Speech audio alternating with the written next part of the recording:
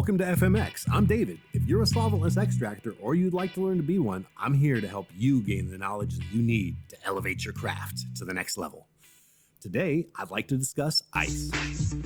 For water extraction, ice is a very important part of the process. Without ice or some other method to keep the extraction close to freezing temps, the process would not work. Let's discuss other methods first. First, let's talk about iceless runs. Doing batches without ice in the wash is only possible with a well-insulated machine or vessel, a very cool working environment, and some sort of pre-chilling process. This can involve ice or some sort of water chiller system to get the water down close to the freezing point before adding it to your vessel or washing machine.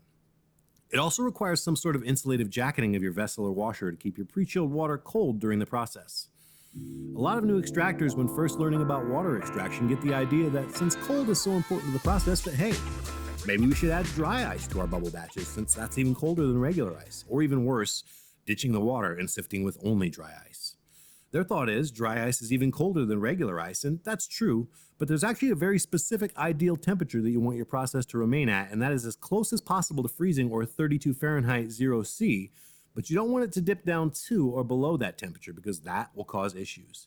The reason dry ice is such an awful extraction tool is that at a temperature of negative 78 Fahrenheit or about negative 109 C, it will not only freeze your process, locking up precious trichomes and ice crystals, but it will freeze your material so cold that it will become brittle, breaking into small pieces which will make their way through your bags and contaminate your final product.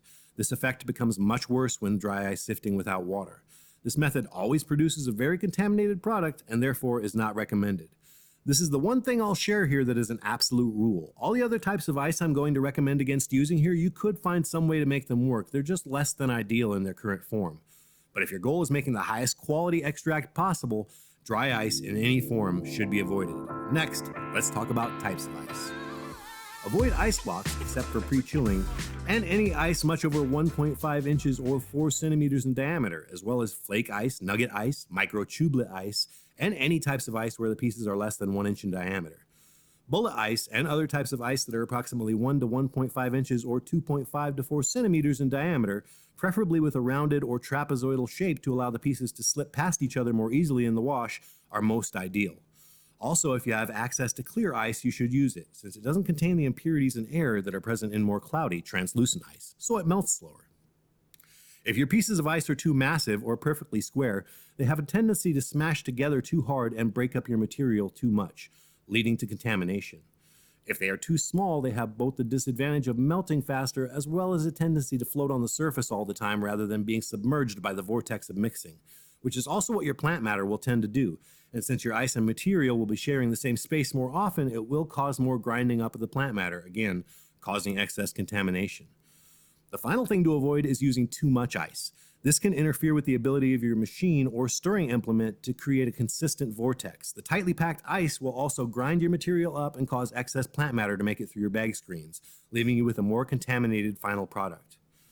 A good general rule to follow is to use 7 to 10 pounds of ice per 5 gallons of wash bag capacity. So 7 to 10 pounds for a 5-gallon set, 28 to 40 pounds for a 20-gallon set, etc.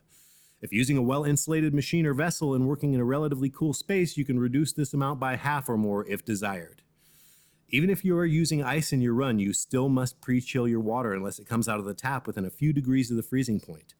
Do not immerse your product in water that is more than a few degrees above this temperature for any amount of time. If you need to, reserve a little extra ice for the purpose of pre-chilling your water. If your water doesn't feel extremely cold to the touch, it must be pre-chilled before use.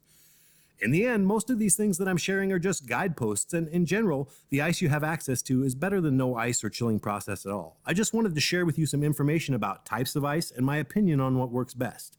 But the best teacher is almost always experience. Always try to obtain the most ideal tools and materials for the job, but if you can't find the exact type of ice you're looking for, just get the next closest thing and make it work. You'll learn a lot more running a batch than you will sitting on the sidelines. If anyone has any questions on this topic that I didn't address, or any tips or suggestions of their own to share, please leave it down below in the comment section. If you found this information helpful, give the video a like, and subscribe and hit that notification bell if you want to be alerted of future uploads. As always, this has been David with Full Melt Extractions. Thanks for watching and happy hashing.